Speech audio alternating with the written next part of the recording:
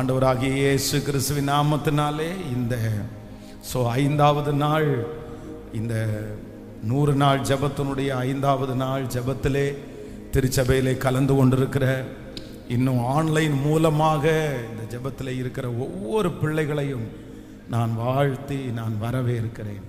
ஆண்டவர் ஒவ்வொரு நாளும் நம்மோடு ஆண்டவருடைய வார்த்தைகளை கர்த்தர் பேசிக்கொண்டே இருக்கிறார். அவர் பேசுகிற வார்த்தைகள் ஒன்றும் அது தரையிலே விழுவதே இல்லை. ஆமேன். நோவாவினுடைய காலத்திலே ஆண்டவர் ஜல பிரளயத்தினால மொத்த உலகத்தையுமே அழிஞ்சிருச்சு. ஜல பிரளயம் உலகத்தில் இருக்கிற ஜீவராசிகள், புற்பூண்டுகள் எல்லாவற்றுக்கும் மேலாக ஜலம் பெருகிட்டு அப்படின்றத வாசிக்கிறோம். ஆனால் ஆண்டவர் இந்த ஜலம் வடிந்ததற்கு பிற்பாடு அந்த நோவாவையும் அவனுடைய குடும்பத்தையும் கர்த்தர் வெளியே விட்டுட்டு ஆண்டவர் ஒன்னே ஒன்று சொல்றாரு. என்ன சொல்றாரு அப்படின்னு சொன்னா, இனி ஜலத்தினால தேசத்தை அழிக்க மாட்டேன் அப்படின்னு ஆண்டவர் சொன்னார். இனி அப்படி நடக்காது, இனி அப்படி பண்ண மாட்டேன். அதனால நான் இந்த 5வது நாளுடைய ஆரம்பத்தில் நான் என்ன நம்புறேன் அப்படின்னு சொன்னா, உங்க வாழ்க்கையில எவ்வளோ சோதனைகளை நீங்கள் கடந்து வந்திருக்கலாம். ஆனால் இப்போ நீங்கள் கடந்து போகிற சோதனையை குறித்து நீங்கள் இனி இந்த சோதனை ஒரு காலம் எனக்கு வராமல் இருந்தால் பரவாயில்ல, மீண்டும் இந்த சோதனை வந்தால் என்னால் தாங்கிக்கவே முடியாது, மீண்டும் இந்த மாதிரி ஒரு ப்ராப்ளம் வந்தால் என்னால் உண்மையிலே என்னால் அக்செப்ட் பண்ணிக்கவே முடியாது. ஏன்னா என்னுடைய லைஃப்லேயே ரொம்ப கடினமான ஒரு பாதை, கடினமான ஒரு பிரச்சனை இந்த பிரச்சனை தான். இது முடிஞ்சிருச்சுன்னா போதும், இது திரும்பி வரக்கூடாது. ஆனால் நான் இன்றைக்கு ஆண்டவருடைய சமூகத்தில் கர்த்தருடைய வார்த்தையை சொல்றேன். இன்று கண்ட எகிப்தியனை இனி என்றும் காண மாட்டாய் அப்படின்னு சொன்ன அந்த தெய்வம், நீங்க இப்ப கடந்து போகிற இந்த சூழ்நிலை நான் நம்புறேன் சீக்கிரமாய் முடியும். திரும்பி உங்களுக்கு அந்த பிரச்சனை, அந்த போராட்டம் இனி வராத அளவிற்கு கர்த்தர் உங்களை மரணம் வரைக்கும் காத்து கொள்ளுகிறதற்கு கர்த்தர் வல்லவராய் இருக்கிறார். ஆமென். நம்முடைய ஆண்டவர் நினைச்சா அது கண்டிப்பா அது திரும்பி வர்றதே இல்லை. சிலருக்கு 3 டைம் 4 டைம் இந்த கேன்சர் வாதி ஃபர்ஸ்ட் இருந்துச்சு, அது முடிஞ்சிருச்சுன்னு நினைச்சோம், அடுத்து திரும்பவும் வந்துருச்சு.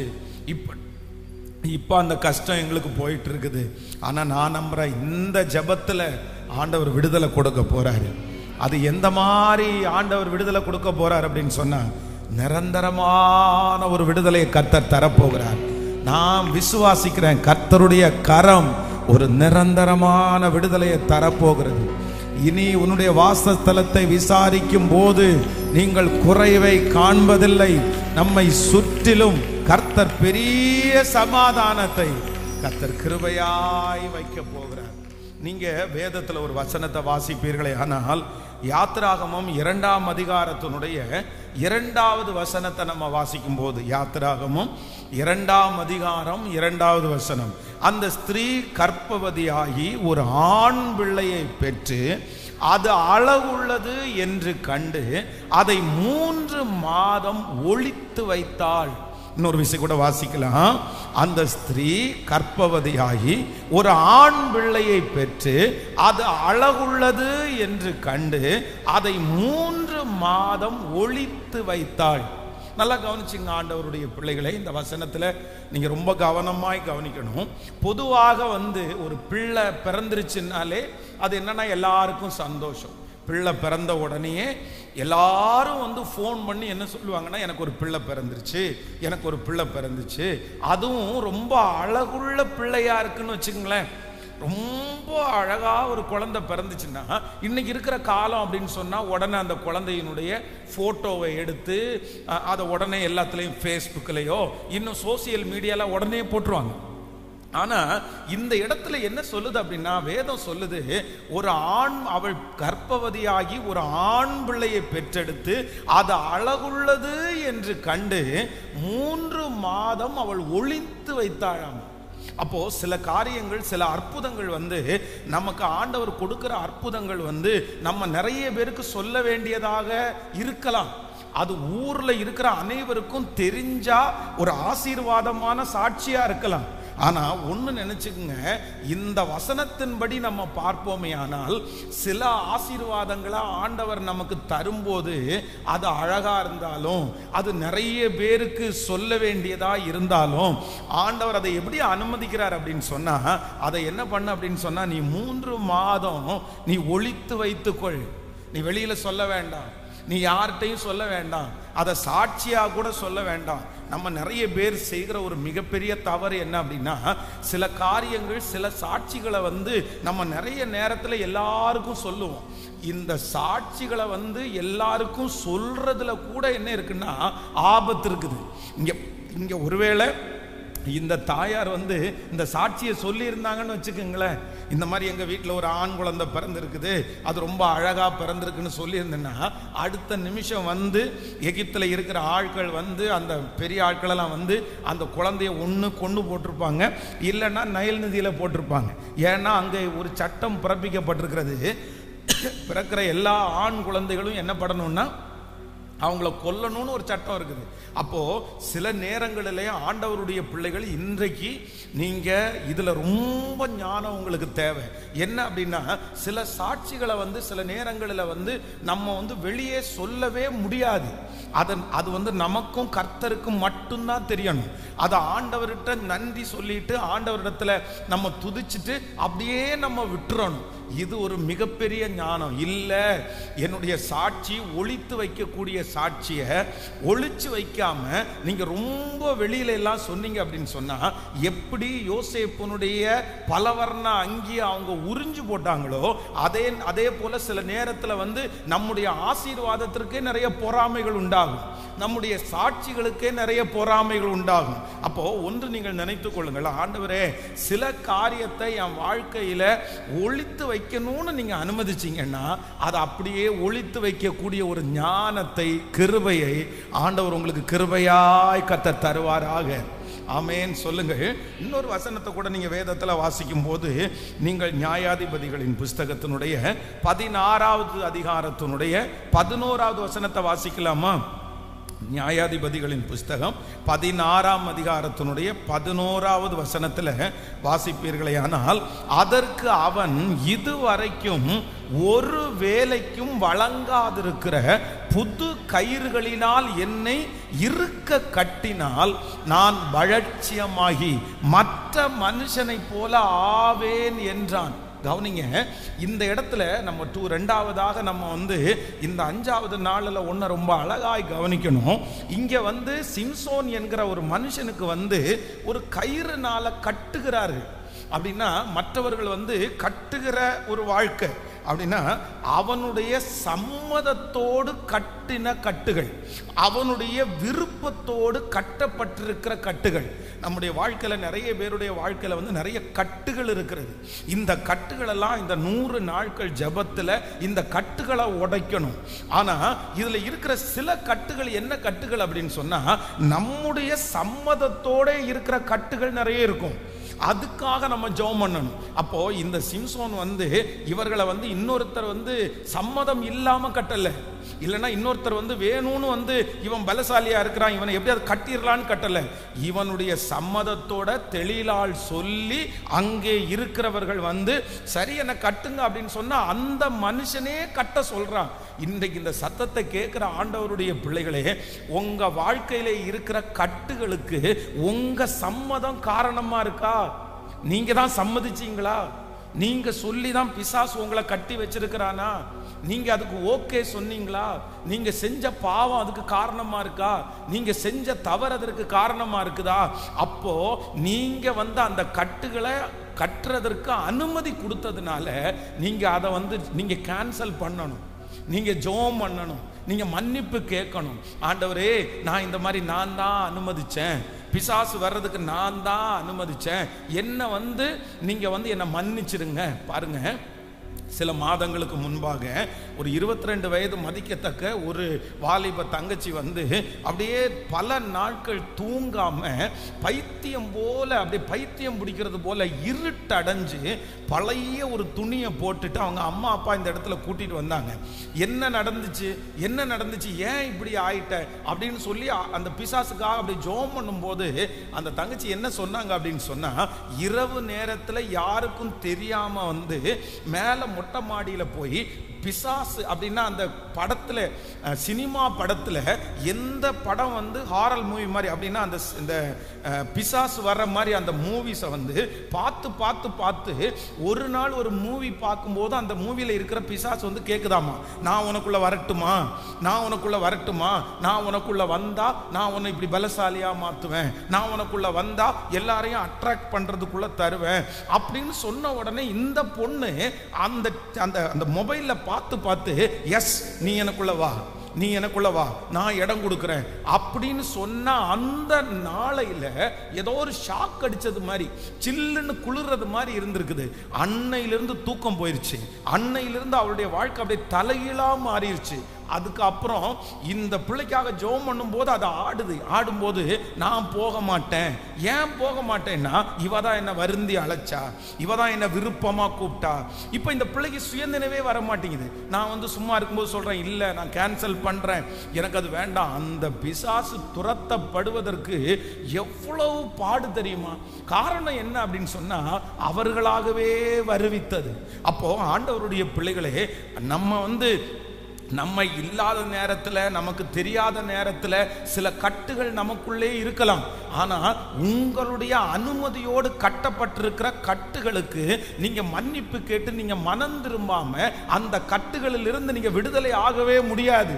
அதனால இந்த 5வது நாள் உங்களுக்கு அப்படிப்பட்ட கட்டுகள் ஏதாவது இருக்குமானா, அது நீங்கள் காரணமாய் இருப்பீர்களே ஆனால், நீங்க அதுக்கு ஓகே சொல்லி இருப்பீங்கன்னா, நீங்க அந்த காரியத்திற்கு யாருக்கும் தெரியாம நீங்க சைன் போட்டிருப்பீங்கன்னா, இன்னைக்கு அந்த சத்துருவை பார்த்து என்ன சொல்ல போறோம் அப்படின்னு சொன்னா, அன்றைக்கு எனக்கு அந்த அறிவு இல்லை, ஆனால் இன்றைக்கு இயேசுவினுடைய ரத்தம் என் மேல் இருக்கிறது, கர்த்தர் எனக்குள்ளே இருக்கிறார், அந்த கட்டுகளுக்காக நான் வருந்துகிறேன், அந்த கட்டை கட்டுவதற்கு இனி உனக்கு அனுமதி இல்லை.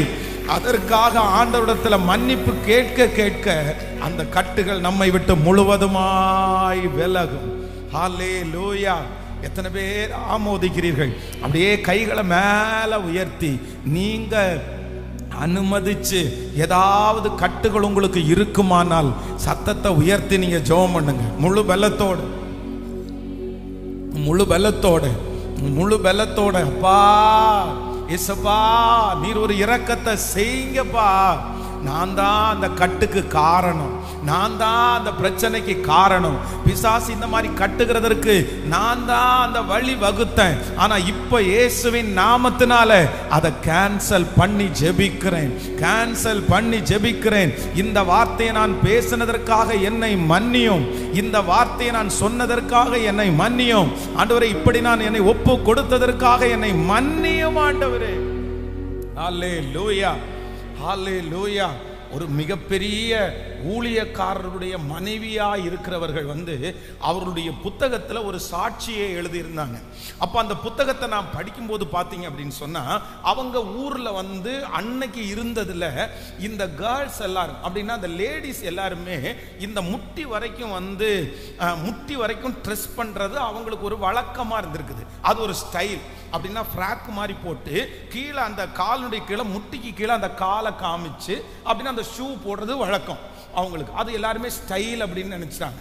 அதனால எல்லாரும் இவங்க காலேஜ் படிக்கும்போது பார்க்குற எல்லா பிள்ளைகளும் பார்த்தீங்க அப்படின்னு சொன்னா அந்த முட்டிக்கு கீழே அந்த காலை ரொம்ப அழகாக காமிச்சிட்டு வர்ற மாதிரி இவங்களுக்கு எல்லாரும் ஒவ்வொருத்தரும் அந்த கால்களை ரசிப்பாங்களாம். ஆனால் இவங்களுக்கு என்ன பண்ண முடியாது அப்படின்னு சொன்னா, இவங்க கால் இவங்களுக்கு நினைச்சது மாதிரி இருக்காது. கொஞ்சம் ரொம்ப கருப்பா அப்படின்னா நிறைய அந்த முடிகள் எல்லாம் வளர்ந்து அந்த மாதிரி இருக்கிறதுனால இவங்களால அப்படி அதை செய்ய முடியாதனால ஒவ்வொரு நாளும் காலை பார்த்து சபிச்சுட்டே இருப்பாங்களாம். நீ வந்து மோசமான கால், நீ எதுக்கு இந்த மாதிரி எனக்கு ஒரு கால் வந்துருச்சு. அவங்க அம்மாவை பார்க்கும்போது அவங்க அம்மாவுக்கும் அப்படியே இருக்கிறதுனால உன்னால தான் இந்த கால் எனக்கு வந்துச்சு, உனக்கு இருக்கிறது மாதிரி எனக்கு இருக்குன்னு சொல்லி ஒவ்வொரு நாளும் தன்னுடைய காலுக்காக அப்படியே இவங்க ஏதாவது ஒன்று பேசிடுறது. அடுத்து வந்து நீ இருக்கிறதுக்கு உடஞ்ச காலா பிறந்திருக்க வேண்டியதானே, நீ எதுக்கு இப்படி இந்த காலா வந்தா அப்படின்னு நிறைய பேசியிருக்காங்க. திருமணமானதுக்கு பிற்பாடு பார்த்தீங்கன்னா அவங்களுடைய கால் வலி அவங்களால தாங்கவே முடியாதம்மா. 15 நிமிஷம் நடந்துட்டாங்கன்னா திரும்பி 1 மணி நேரம் சேர்ல உட்காராம அடுத்து அவங்களால டிராவல் பண்ண முடியாது. இந்த மாதிரி ஒரு வியாதி அங்க இருக்கிற எல்லா டாக்டர் இடத்துலையும் போய் செக் பண்ணா யாருமே அதுக்கு பதில் சொல்ல, ஒன்றும் இல்லை, உங்களுக்கு எல்லாமே நல்லா தான் இருக்குது, ஆனா என்னமோ தெரியல உங்களுக்கு வலிக்குது. அவங்க வலியை யாராலையுமே சரி பண்ண முடியல. அப்ப இன்னும் எரிச்சல் மேல எரிச்சல் வந்திருக்குது. பிறக்கும் போதே எனக்கு இந்த காலில் தான் பிரச்சனை, எனக்கு இந்த காலில் தான் பிரச்சனை, எதுக்கு இந்த கால், இதை பேசாம வெட்டி போடலாமா. அப்போ ஒரு ஊழியக்காரிடத்துல ஜெபம் பண்ணும்போது அந்த ஊழியக்காரர் ஜெபம் பண்ணும்போது சொன்னாராமா, இந்த மாதிரி நீ ஒரு காலத்துல வந்து உன்னுடைய கால் இப்படி இருக்கிறதுனால உன் காலை பார்த்து நீ சபிச்சிருக்கிறியா, நீ இப்படி பேசி இருக்கிறியா அப்படின்னு சொன்னோன்னா, ஆமா ஆமா எனக்கு பிறந்ததுல இருந்தே எனக்கு பிடிக்காத ஒண்ணுதான் என்னுடைய கால் தான். அப்ப அந்த ஊழியக்காரர் சொன்னாராமா, நீ அதற்காக மன்னிப்பு கேளு, இந்த வியாதி வேற யாராலையும் வரல, உன்னாலதான் வந்திருக்குது, இந்த வலிக்கு காரணம் நீதான், நீதான் இதை உண்டு பண்ணுன, இந்த கட்டு வேற யாராலையும் கட்டப்பட்டதில்லை, நீயே அனுமதி கொடுத்து கட்டப்பட்டது. அதற்கு பிறகு அந்த போதகருடைய மனைவி அழுது ஒப்பு கொடுத்து, மன்னிச்சிருங்க ஆண்டவரே, எனக்கு தந்த இந்த கால்களுக்காக நன்றி ஆண்டவரே அப்படின்னு திரும்ப திரும்ப சொன்னதுக்கு பிற்பாடு இப்ப பாத்தீங்கன்னா அதுக்கப்புறம் கர்த்தர் விடுதலையாக்கி, பரிபூரணமாய் விடுதலையாக்கி, கர்த்தருக்காக ஊழியம் செய்கிறவர்களாய் ஆண்டவர் மாற்றி இருக்கிறார். ஹல்லேலூயா.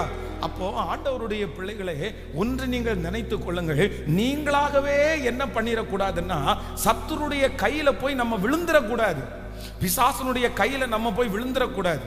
நம்ம ரொம்ப ஜாக்கிரதையா இருக்கணும். சிலர் வந்து சில டென்ஷன் ஆயிட்டாங்கன்னு வச்சுக்கோங்களேன், சில வெறுப்பு வந்துச்சுன்னு வச்சுக்கோங்களேன், யாரு மேலேயாவது அவங்களுக்கு கஷ்டம் வந்துச்சுன்னு வச்சுங்களேன், உடனே என்ன பண்ணுவாங்கன்னா தங்களை தாங்களே அழிக்கிற சக்திகளாய் மாறுவார்கள்.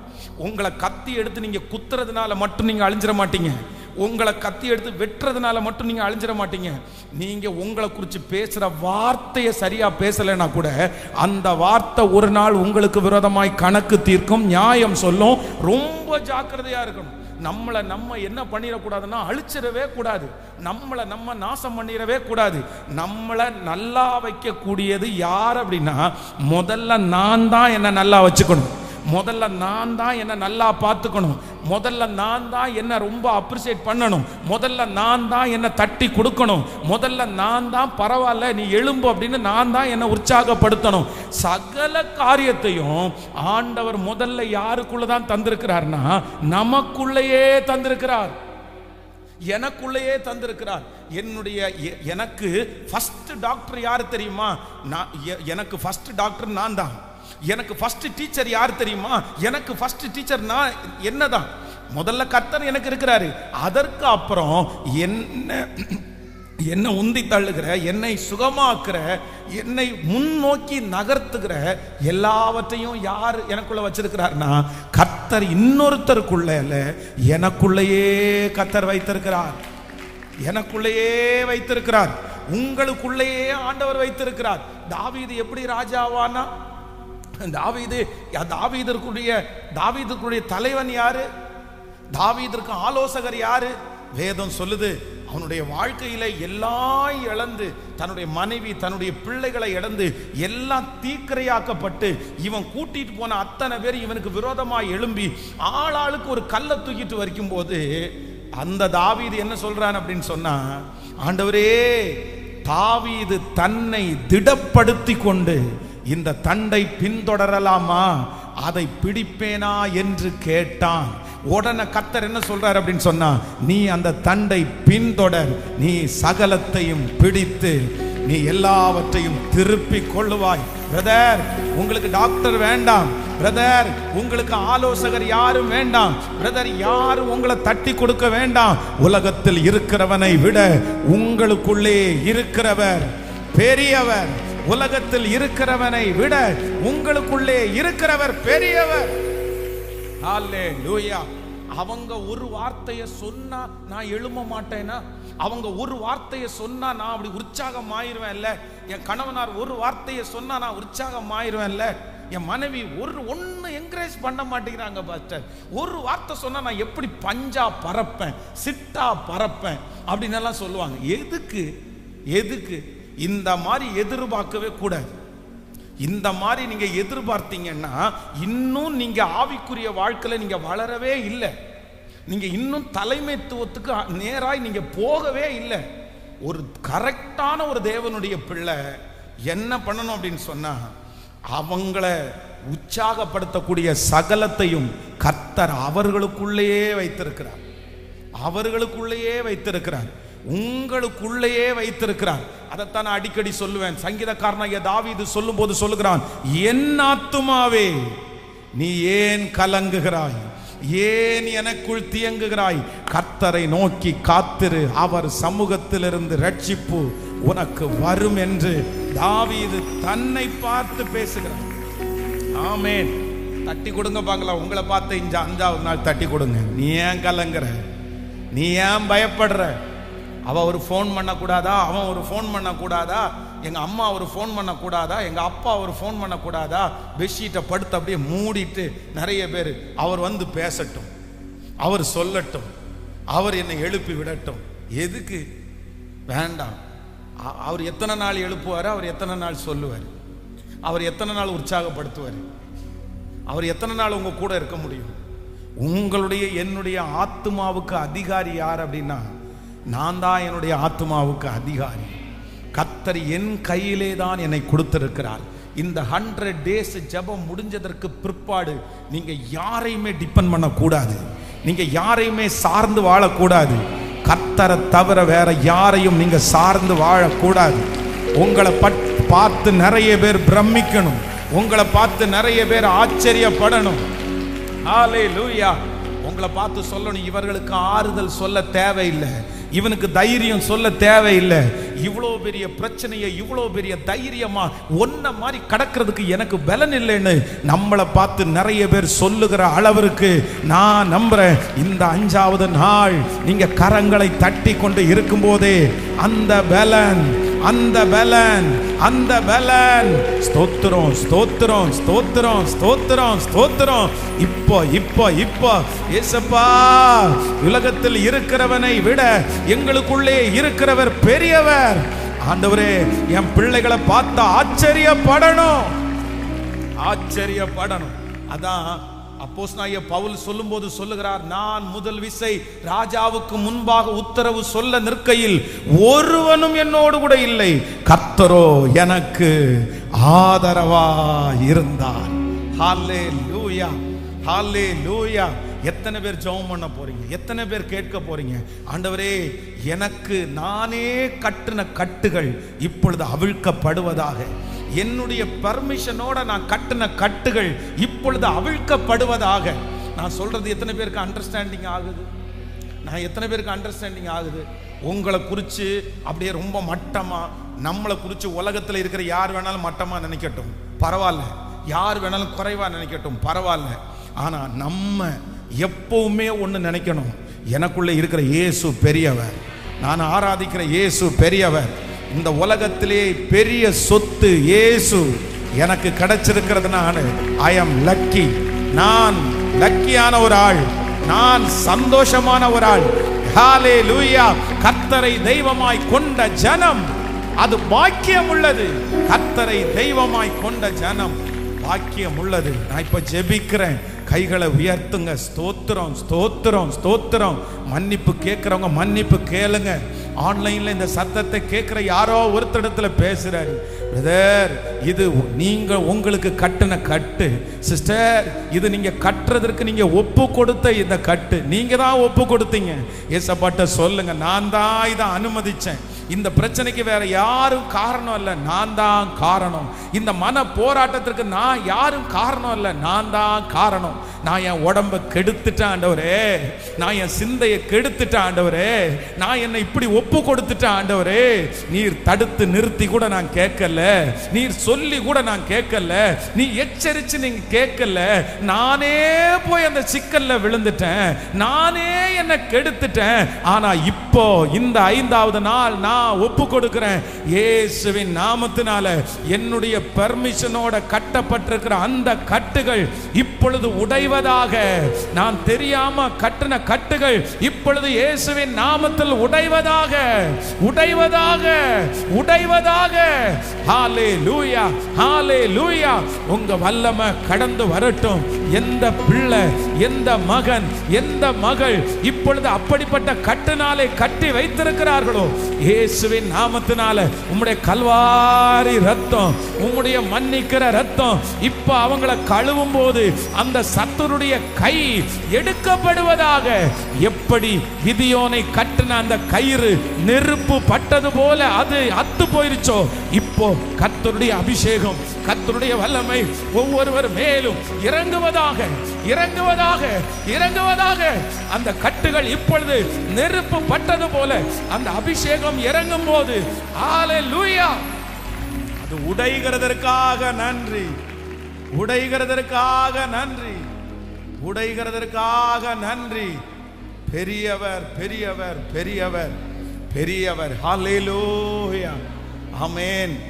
தேங்க்யூ ஆண்டவர். உங்களோடு கூட இருந்து கர்த்தர் செய்வார். இனி யாரையும் எதிர்பார்க்க மாட்டேன், இனி யாரையும் எதிர்பார்க்க மாட்டேன். ஆமென். நம்புறீர்களா? எத்தனை பேர் நம்புறீர்கள்? ஹல்லேலூயா. என்னை உண்டாக்கினவர், என்னை சிருஷ்டித்தவர் எனக்கு என்றுமே எனக்கு துணையாய் நிற்கிறார். ஹல்லேலூயா. எனக்குள்ளே இருக்கிறவர் பெரியவர், பெரியவர், பெரியவர். எல்லாரும் சேர்ந்து முழு பலத்தோடு எனக்குள்ளே இருக்கிறவர் பெரியவர், எனக்குள்ளே இருக்கிறவர் பெரியவர், எனக்குள்ளே இருக்கிறவர் பெரியவர், எனக்குள்ளே இருக்கிறவர் பெரியவர், எனக்குள்ளே இருக்கிறவர் பெரியவர்.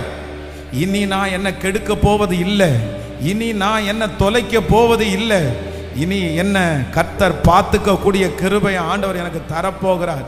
ஸ்தோத்திரம், ஸ்தோத்திரம், ஸ்தோத்திரம், ஸ்தோத்திரம். ஹல்லேலூயா. உன்னதமானவரின்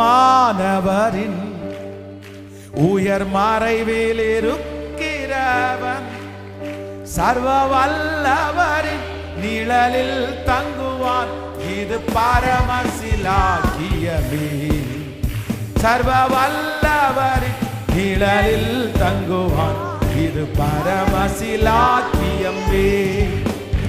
அவசட்டையில் அடைக்கலம் புகழ் சிறகுகளால் மூடுவா. அவசட்டையில் அடைக்கலம் புகழ் சிறகுகளால் மூடுவா. பாடும். அவசட்டையில் சிறகுகளால் மூடுவா. அவசட்டையில் அடைக்கலம் புகழ் சிறகுகளால் மூடுவா. சொல்லுங்க. தேவன் என் அடைக்கலமே, என் கோட்டையும் மரணும் அவர். அவர் சாத்தியம் பரிசயம் கேடும் அவரே. அவர் சாத்தியம் பரிசயம் கேடகம் என் நம்பிக்கையும் அவரே. சொல்லும். அவர் சட்டையில் அடைக்கலம் புகழ் சிறகுகளால் மூடுவா. அவர் சட்டையில் அடைக்கலம் புகழ் சிறகுகளால் மூடுவா. இரவின் பயங்கரத்திற்கும் பகலில் பறக்கும் அம்பிற்கும் இருளில் நடமாடும் கொள்ளை நோய் நான் பயப்படவே மாட்டேன். இருளில் நடமாடும் கொள்ளை நோய் நான் பயப்படவே. கைகளை மேல அவசட்டையின் கீழ்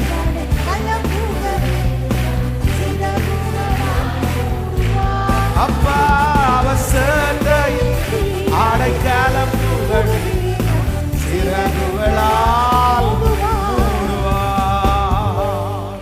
ஹல்லேலூயா, ஹல்லேலூயா.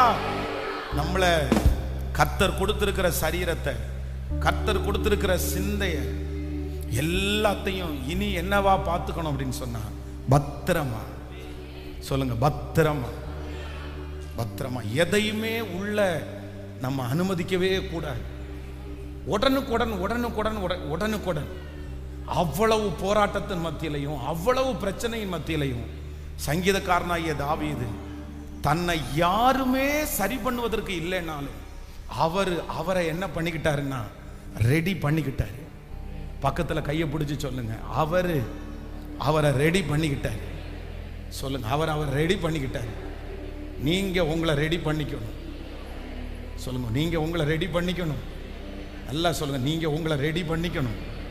நீங்க உங்களை ரெடி பண்ணுவீங்களா? எத்தனை பேர் நம்மளை ரெடி பண்ண போறோம்? உங்களை அந்த சக்தியை கர்த்தர் உங்களுக்கு வச்சிருக்கிறேன். இந்த 100 நாளையில ஒரு பரிசா கர்த்தர் உங்களுக்கு தரப்போறாரு. பரிசா தரப்போறாரு. இனி உங்களை பார்க்கிறவங்க அத்தனை பேரும் இனி இவனுக்கு ஆலோசனை சொல்ல வேண்டிய அவசியம் இல்லைன்ற அளவிற்கு கர்த்தர் அந்த பலத்தால ஆண்டவர் இடை கட்ட போகிறார். கர்த்தருடைய பிள்ளைகளே, இந்த 5வது நாள், இந்த 5th டே ஆண்டவருடைய சமூகத்திலே கர்த்தருடைய ஒரு வார்த்தைக்காக நான் எதிர்பார்த்து நான் ஜெபம் பண்ணும் போது ஆண்டவர் என்னுடைய இருதயத்திலே ஒரு நல்ல வார்த்தையை ஆண்டவர் தந்தார். அந்த வார்த்தையை உங்களுக்கு முன்பாக பிரசங்கம் பண்ணி உங்க எல்லாருக்காகவும் ஜெபிக்கிறதற்கு ஆசைப்படுகிறேன்.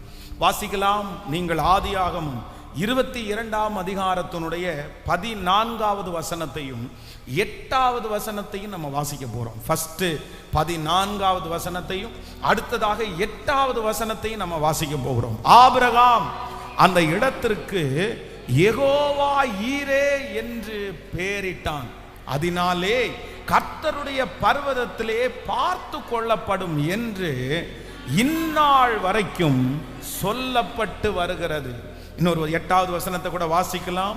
8வது வசனம், அதற்கு ஆபிரகாம், என் மகனே, தேவன் நமக்கு தகன பலிக்கான ஆட்டுக்குட்டியை பார்த்து கொள்ளுவார் என்றான். ஒரு விஷயம் கூட வாசிக்கலாம். அதற்கு ஆபிரகாம், என் மகனே, நமக்கு தகன பலிக்கான ஆட்டுக்குட்டியை பார்த்து கொள்ளுவார் என்றான். கர்த்தருடைய பிள்ளைகளே, இந்த 5வது நாள் ஆண்டவர் நம்மோடு பிராமிஸ் பண்றார். ஆண்டவர் நமக்கு ஒரு நல்ல வாக்கு தத்தத்தை ஆண்டவர் தருகிறார். யெகோவா ஈரே, கர்த்தர் பார்த்து கொள்ளுவார். யெகோவா ஈரே, தேவன் பார்த்து கொள்ளுவார். இன்றைக்கு ஒவ்வொருத்தரையும் பார்த்து ஆண்டவர் இந்த வார்த்தையை சொல்லுகிறார். யெகோவா ஈரே, நான் பார்த்து கொள்ளுவேன். இந்த யுத்தத்தை ஆண்டவர் பார்த்து கொள்ளுவார். இந்த பிரச்சனையை ஆண்டவர் பார்த்து கொள்ளுவார். இந்த சூழ்நிலையை ஆண்டவர் பார்த்து கொள்ளுவார். ஒருவேளை இந்த சத்தத்தை கேட்கிற உங்களுக்கு முன்பாக இருக்கிற அந்த பிரச்சனை மலையை போல இருக்கலாம். அந்த நபர் ரொம்ப பெரிய ஆளா இருக்கலாம். யாருமே எதிர்த்து நிற்க முடியாத, யாருமே கேள்வி கேட்க முடியாத, யாருமே எதுவுமே செய்ய முடியாத ஒரு சூழ்நிலையிலே நீங்க இருக்கலாம். ஆனா உங்க பக்கத்துல ஆண்டவர் தட்டி கொடுத்து கர்த்தர் வாக்கு கொடுக்கிறார். யெகோவா ஈரே, தேவன் பார்த்து கொள்ளுவார். தேவன் பார்த்து கொள்ளுவார். ஹல்லேலூயா.